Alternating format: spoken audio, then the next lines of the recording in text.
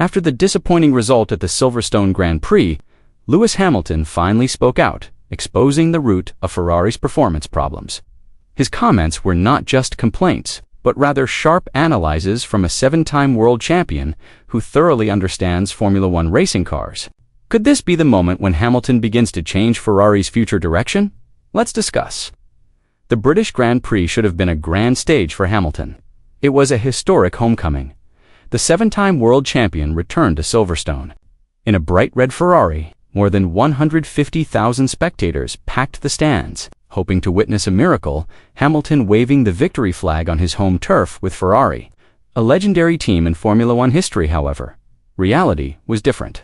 The heavy rain not only changed the pace of the race, but also exposed flaws in the Ferrari SF25, a car initially touted as the engine of the Scuderia's revival. Instead of dominating the race, Hamilton struggled to control a seemingly uncontrollable car. He finished 4th, far from the podium he had longed for. But the real story didn't end there. Behind that disappointing result was the beginning of a major revolution that could change Ferrari forever. During the post-race press conference, Hamilton held nothing back. He called the SF25 the most difficult car I've ever driven. In these conditions, for a seasoned world champion, such a statement wasn't just an emotional complaint, it was a warning sign. Hamilton described how the SF25 lost stability when it started raining. The car became wild, snappy, and unpredictable in every slow corner. Telemetry data confirmed this, showing sudden changes in front-to-rear balance, especially as load transfer increased and aerodynamic effects decreased drastically.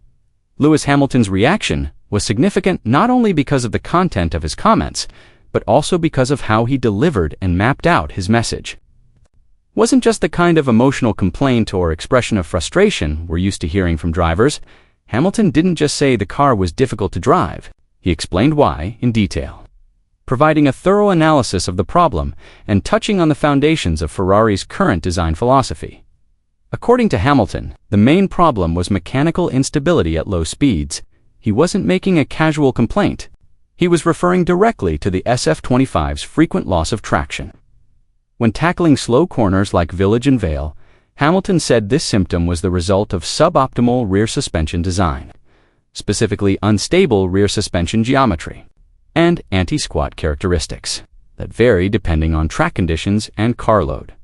He also mentioned that the car's floor and diffuser were overly sensitive to changes in ride height. The combination of these factors not only made the SF25 difficult to adjust, but also made it highly unresponsive to setup changes, which should be a key adaptation tool at every Grand Prix. In other words, Hamilton's concerns went beyond a technical complaint.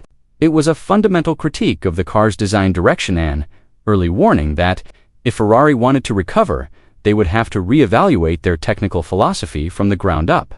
Most interestingly, Hamilton knew exactly where to start. This may be the most crucial aspect of the story. Lewis Hamilton didn't come to Ferrari to become an instant hero. He came to build something. Silverstone was the point at which he began demonstrating that he was more than just a driver. He was a co-creator. Behind the scenes, Hamilton sat down with Ferrari engineers to discuss the 2026 car.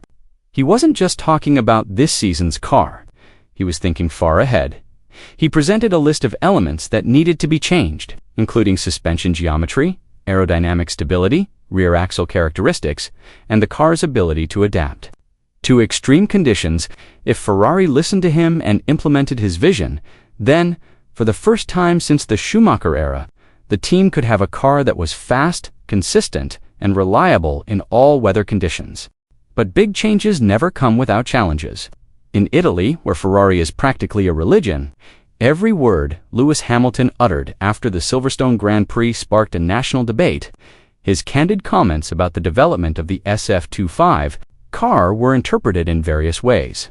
Some media outlets called it a frustrated driver's form of self-defense. Others praised him as a true leader who dared to speak out publicly.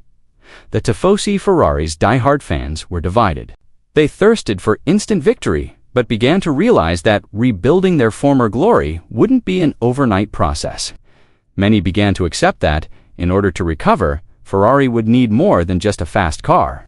They would need a new vision, a new direction, and perhaps even a new leader. Hamilton remained unmoved amidst the storm of criticism. He wasn't intimidated by media pressure, the glare of the cameras, or the expectations of the Italian public. He knew all too well what it was like to take a team from rock bottom to the top. He had done so with Mercedes, ushering in an era of dominance that changed the course of modern Formula One history. Now, he wanted to write a similar chapter with Ferrari's legendary red as his backdrop. Silverstone dealt a significant blow to Ferrari and Lewis. Hamilton's championship ambitions. The seven-time world champion now trails championship leader Max Verstappen by 57 points. Meanwhile, Lando Norris continues to press from behind with his increasingly solid and consistent McLaren, adding pressure from all directions. Even more concerning is the fact that Ferrari's performance on wet tracks has come under significant scrutiny. In the 6 rain-soaked Grand Prix this season, Ferrari has consistently underperformed in terms of grip, tire strategy, and aerodynamic adaptation. This is no longer a coincidence, but rather a concerning trend. If these structural weaknesses are not addressed immediately, the championship dream could be dashed before the season reaches its final stages. The margin for error is shrinking, and the competition is intensifying. Hamilton is acutely aware of this risk. That's why he's pushing Ferrari to take radical action. Not just a setup change for Monza or Spa, but a complete overhaul of its long-term design philosophy in a season filled with unpredictable weather and track conditions. A car that only excels in ideal conditions is clearly not enough. A flexible, adaptive car that can withstand pressure is needed. Otherwise, Ferrari could falter at crucial moments again. Ferrari's golden era was in the early 2000s when Michael Schumacher drove the best car on the grid and helped design it alongside 2 key figures, Ross Brawn and Rory Byrne. Together, they created a dominating machine that was fast and nearly flawless in strategy and execution. Now, more than 2 decades later, many see the beginnings of a similar story in the Lewis-Hamilton era. The British driver arrived in Maranello as not only a 7-time world champion, but also a man of vision. He didn't just want to sit behind the wheel. He also wanted to help design the car, structure the team, and influence the mentality within the garage.